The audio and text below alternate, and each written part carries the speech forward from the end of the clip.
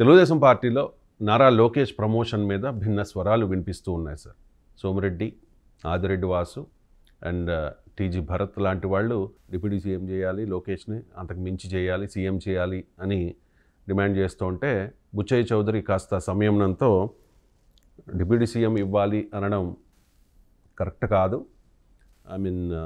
అంటే ఆల్రెడీ ఒక ఒప్పందం జరిగింది కదా, డిప్యూటీ సీఎంగా పవన్ కళ్యాణ్ ఉన్నారు కదా, చంద్రబాబు నాయుడు గారు ఉన్నారు అని చెప్తూనే లోకేష్ పెర్ఫార్మెన్స్ గురించి పాజిటివ్గా మాట్లాడారు.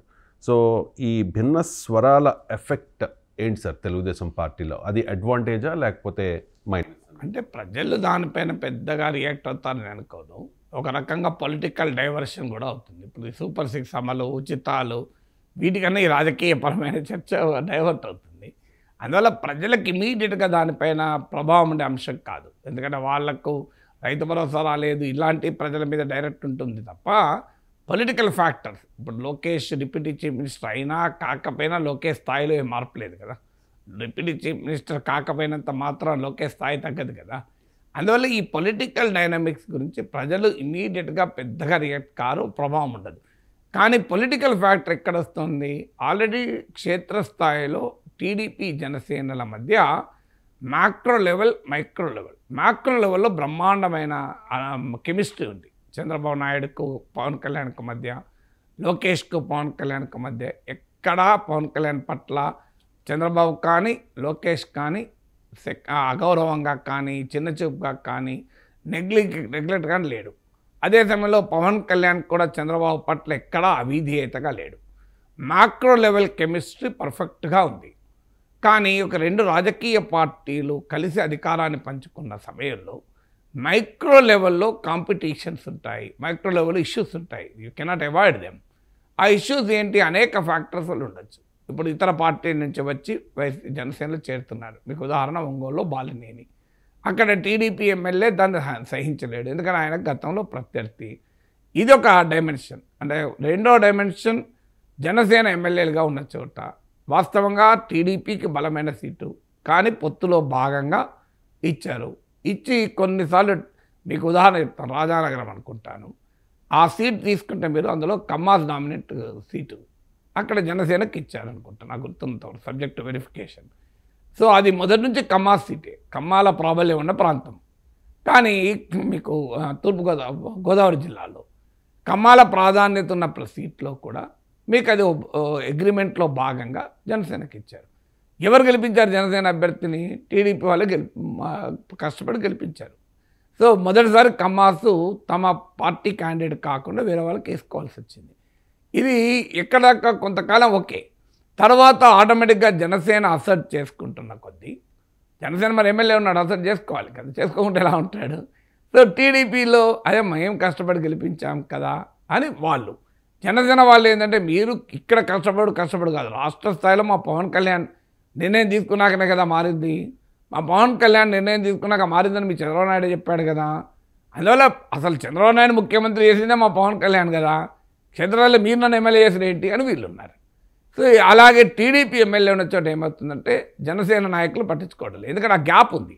టీడీపీలో ఉన్న వాళ్ళేమో చాలా సీనియర్లు, ఒక్కొక్కరు వటవృక్షాల లాంటి వాళ్ళు క్షేత్రస్థాయిలో, వాళ్ళకి పార్టీ ఉంది, కార్యకర్తలు ఉన్నారు, ఇవన్నీ వాళ్ళకు చరిత్ర ఉంది. జనసేనలో చాలామంది కొత్త వాళ్ళు, డబ్బులు కూడా ఖర్చు పెట్టుకున్నది టీడీపీ వాళ్ళు ఎక్కువ ఖర్చు పెట్టుకున్నారు జనసేన వాళ్ళతో పోలిస్తే. మేము ఖర్చు పెట్టుకొని భుజాన వేసుకొని గెలిపించాము మా ఇప్పుడు అనేది టీడీపీ క్షేత్రస్థాయిలో అసంతృప్తి. జనసేన వాళ్ళలో ఏంటంటే ఏదైనా కానీ మా పవన్ కళ్యాణ్ డిసిషన్ వల్లనే కదా ఇదంతా అయింది అనేది వాళ్ళలో ఉంది. ఈ క్షేత్రస్థాయిలో అనివార్యంగా ఉంటుంది. ఇప్పుడు కాంపిటీషన్ అనేది పోటీ ఉండకుండా ఉంటుందా? అనివార్యంగా ఉంటుంది. సో ఈ 2 పార్టీల మధ్య అక్కడ ఇక్కడ ఇది ఉంది. తర్వాత సామాజికంగా కూడా చూసిన, సో ఒక ఆంధ్రప్రదేశ్ సొసైటీలో 2 కాస్ట్లు కమ్మ కాపులను కలిపింది ఈ అలయన్స్. ఇది మామూలు కలయిక కాదు. పొలిటికల్ సోషాలజీ రీత్యా చూస్తే, హిస్టరీ తెలిసిన ఎవరికైనా తెలుస్తుంది. సో ఒక అన్నేచురల్ అలయన్సే ఒక అన్నేచురల్ సోషల్ అలయన్స్ను పాలిటిక్స్ కలిపింది. So politics the unnatural social alliance కలిపాక నీకు గ్రామాల్లో ఇప్పుడు పంచాయతీరాజ్ మంత్రి పవన్ కళ్యాణ్, సో వికసిత గ్రామాలలో సహజంగానే జనసేన వెనకాలన్న సామాజిక వర్గం మా మంత్రి, మా గ్రామాలు, మా పంచాయతీరాజ్ అనే భావనలో వాళ్ళు ఉండొచ్చు. సో ఇలా క్షేత్రస్థాయిలో స్టార్ట్ అయింది. ఈ స్టార్ట్ అయింది ఎక్కడికక్కడ నాయకత్వం దాన్ని పెంచనివ్వడం లేదు. నిజంగా చెప్పాలంటే చంద్రబాబు నాయుడు అయినా, పవన్ కళ్యాణ్ అయినా ఈ స్థానికంగా వస్తున్న డిఫరెన్సెస్ని కావచ్చు, స్పర్ధలు కావచ్చు, మిస్అండర్స్టాండింగ్ కావచ్చు, ఈ ఫైర్ లాస్ ఏంజల్స్ ఫైర్ లాగా విస్తరించకుండా జాగ్రత్త పడుతున్నారు. కానీ ఏం జరుగుతుంది, ఇది మైక్రో లెవెల్లో ఇలాంటివి చాలా కాన్స్టిట్యున్సీస్లో ఉన్నాయి. ప్రాబ్లం అనివార్యంగా ఉంటుంది కూడా. ఇది మ్యాక్రో లెవెల్లో ఈ డిప్యూటీ చీఫ్ మినిస్టరు, ఇంకో deputy chief minister, Pawan Kalyan మేము ముఖ్యమంత్రిగా చూడాలని మేము కోరుకుంటున్నాం జనసేన వాళ్ళు అనడము, ఈ macro level political claims and counter claims కాస్త ఈ మైక్రో లెవెల్ ఫైర్ను పెంచుతున్నాయి. ఇది అప్పటిదాకా మైక్రో లెవెల్గానే ఉన్న అంశాలని కనెక్ట్ చేస్తున్నాయి. సో అది కనుక జరిగితే టీడీపీకి నష్టం. ఎందుకంటే జనసేన కొత్తగా నష్టమేది ఏమున్నది, 21 సీట్లు గెలుచుకున్నారు. జనసేన కూడా ఎలక్టోరల్గా రేపు నష్టమైతే నష్టమవుతుందేమో. ఇప్పుడు పొలిటికల్గా అధికారంలో ఉన్నది ముఖ్యమంత్రి చంద్రబాబు టీడీపీ కనుక, టీడీపీ మేజర్ పార్టీ కనుక ఈ మైక్రో లెవెల్ డిస్టర్బెన్సెస్ని కాస్త మ్యాక్రో లెవెల్, ఇప్పుడు మీకు ఉదాహరణకు ఒక చిన్న మంట అంటుకుంటుందండి, అది మంటగానే ఉంటుంది, కానీ బయట గాలి బాగా వీసింది అనుకోండి, ఆ మంట విస్తరిస్తుంది. లాస్ ఏంజల్స్లో జరిగింది అదే కదా. చిన్న ఫైర్ యాక్చువల్గా స్టార్ట్ అయింది, కానీ ఏమైంది, 100-150 km/h వేగంలో గాలులు వీచాయి. దాంతో ఆ ఫైర్ పెరిగింది. ఇక్కడ కూడా జరుగుతున్నది ఏంటంటే క్షేత్రస్థాయిలో మైక్రో లెవెల్ ఫైర్ ఉంటుంది. అది అనివార్యం. 2 పార్టీలు కలిసి ఒకే పార్టీలోనే ఉంటుంది. ఒకే పార్టీలో ఇద్దరు గ్రూపులు ఉన్నాయా? ఇప్పుడు వితిన్ తెలుగుదేశం కావచ్చు, వితిన్ వైసీపీ కావచ్చు, ప్రతి పార్టీలో కాన్స్టిట్యున్సీలో 2 ఉంటారు కదా, పడని వాళ్ళు ఉంటారు, వాళ్ళ మధ్య పోటీ ఉంటుంది. అన్నప్పుడు 2 పార్టీలు ఉండవా? ఇది నేచురల్. దీన్ని లీడర్షిప్ కూడా చాలా జాగ్రత్త పడుతూ ఆ మైక్రో ఫైర్ విస్తరించకుండా జాగ్రత్త పడుతున్నారు. కానీ ఈ మధ్యలో ఈ మ్యాక్రో లెవెల్ గాలొచ్చి ముఖ్యమంత్రి, ఉప ముఖ్యమంత్రి, లోకేష్, పవన్ కళ్యాణ్ వచ్చేవరకు ఏమవుతుంది, ఈ మైక్రో లెవెల్ ఫైర్ని కాస్త పెంచుతుంది. అందుకే బుచ్చయ్య లాంటి వాళ్ళు పార్టీ సీనియర్లు కనుక, పార్టీ పుట్టినప్పటి నుంచి ఎన్టీ రామారావుతో పాటు ఉన్నారు కనుక, చంద్రబాబు నాయుడు కన్నా ముందు తెలుగుదేశంలో చేరాడు కనుక, ఇప్పుడు కాదు చంద్రబాబు నాయుడు కన్నా ముందు చేరాడు తెలుగుదేశంలో, సహజంగా ఆ పార్టీతో ఉన్న ఒక లాయాలిటీ, మామూలు లాయాలిటీ కాదు, అది పదవుల కొరకో, ప్రలోభాల కొరకో, కులం కొరకో, ప్రాంతం కొరకు వచ్చిన లాయాలిటీ కాదు, అది ఒక అనుబంధం, అది ఒక రకమైన జన్యుపరమైన అనుబంధం.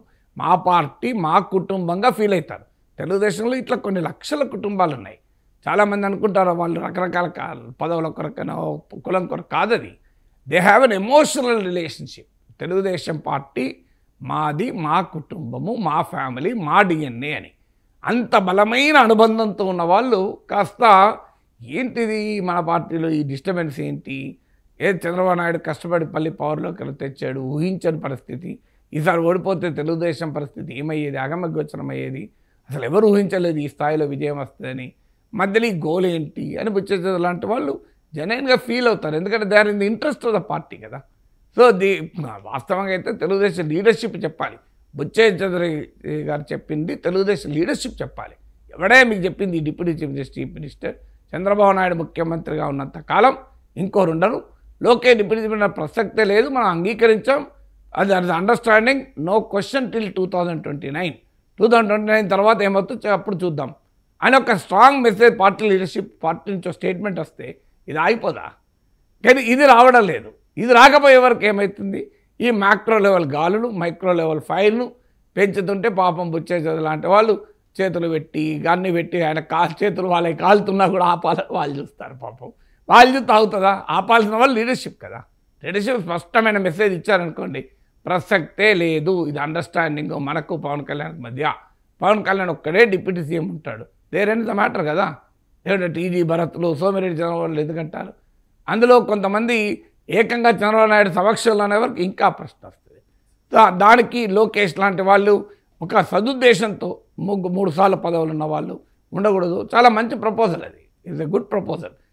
ఆయన ఏ కాంటెక్స్ట్లో అన్నా ఇంకో ఈ కాంటెక్స్ట్లో మీలాంటి పాత్రికేయులు, యాంకర్లు అడుగుతుంటారు, లింకులు కలుపుతుంటారు.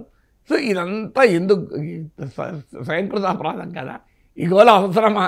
ఇప్పుడు నిజంగానే చేయాలనుకున్న రోజు అప్పుడున్న రాజకీయ పరిస్థితులు చేస్తారు, ఇప్పటి నుంచి ఎందుకు గోలా? నేనేం చంద్రబాబు నాయుడు తీసుకుంటాడు కదా, వదిలేయండి. So in the interest of Telugu Desam అది ఆ డిబేట్ మంచి ఆ పార్టీకి బెనిఫిట్ చేస్తే నేను అనుకోను. బహిరంగ డిబేట్ అంతర్గతంగా జరగచ్చు, తప్పలేదు చర్చ. మనకి ఇప్పుడు మరి జనసేన పవన్ కళ్యాణ్ ఉంటాడు, వైసీపీ జగన్ ఉంటాడు, మన పార్టీకి ఏంటి 29లో 34లో ఈలోగా లోకేష్ ఎలివేట్ కావాలి అని with in the party discussion తప్పలేదు, జరగాలి కూడా. కానీ అది అవుట్ సైడ్ ద పార్టీ జరిగే వరకు పంచాయతీ వస్తుంది.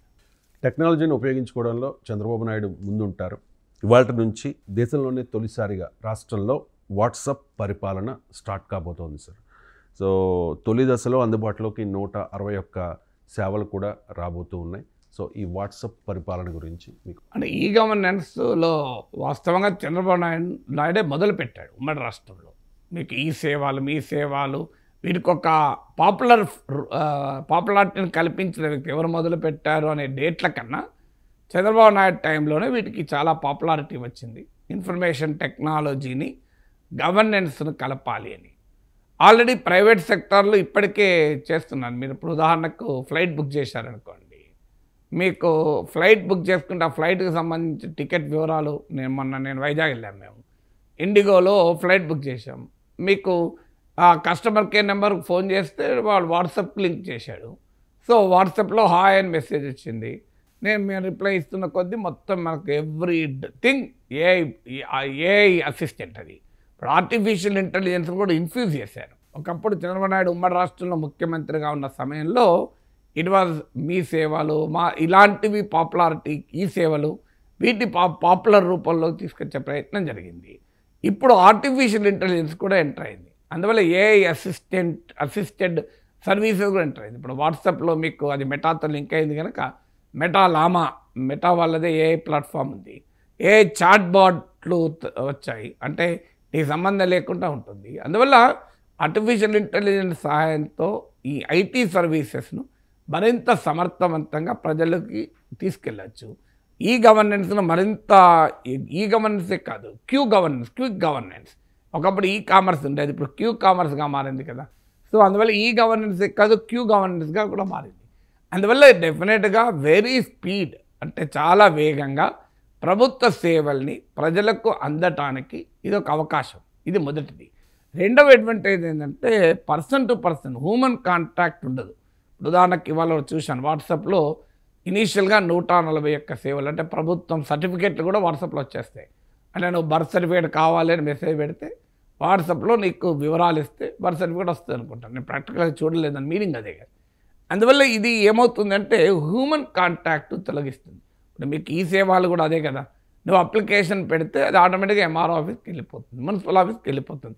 ఒకప్పుడు ఏంటంటే నువ్వు మున్సిపల్ ఆఫీస్కి వెళ్ళాలి, వెళ్ళి బర్త్ సర్టిఫికేట్ కావాలండి అని అడగాలి. ఎవరండి అంటే ఇంకో పలానా ఆయన బర్త్ సర్టిఫికేటా, మరి చూద్దాం టైం పడుతుంది అంటే ఈ లోపల తన ఛాయకి పట్టుకపోయి, సార్ ఏదో తొందరగా అర్జెంట్ ఉంది సార్, మా వాడికి ఎగ్జామ్ ఉంది సార్ అని ఇట్లా అన్నాను అనుకో, అప్పుడు నా అట్లనా అయితే గంట తర్వాత వచ్చి తీసుకో అని ఇది జరిగేది.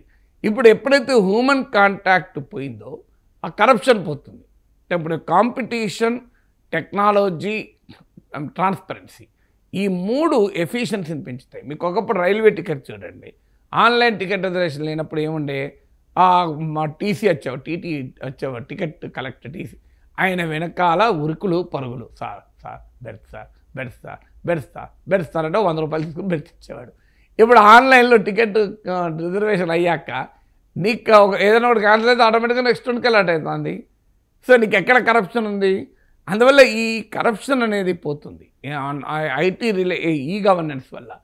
ఇది రెండోది. మూడోది ఏంటంటే ఓ ప్రభుత్వ కార్యాలయంలో హ్యూమన్ ఇంటర్ఫేస్లో ఉండే ప్రాబ్లం ఏంటంటే 10 to 5 o'clock గవర్నమెంట్ ఆఫీస్ ఉంటుంది, 10కు రారు. మన వాళ్ళు చాలా ఆఫీసులో 11కి వస్తారు, 11కి వచ్చి 12కి టీకి వెళ్తారు, మళ్ళీ టీ నుంచి వచ్చినాక అర్ధ గంట అయినాక లంచ్కి వెళ్తారు, లంచ్ నుంచి వచ్చినాక గంటకు టీకి వెళ్తారు, టీ నుంచి వచ్చినాక గంటకు వెళ్ళిపోతారు. ఇది అనేక అన్ని గవర్నమెంట్ ఆఫీసులు ఇలా ఉంటుందని అంటలేరు, అందరు ప్రభుత్వ ఉద్యోగులు ఇలా ఉంటారని నేను అంటలేను. కానీ అనేక చోట్ల ప్రజలకు కొన్ని చోట్లైనా, అనేక చోట్ల కాకపోయినా ఈ అనుభవం అయితే ఉంటుంది కదా.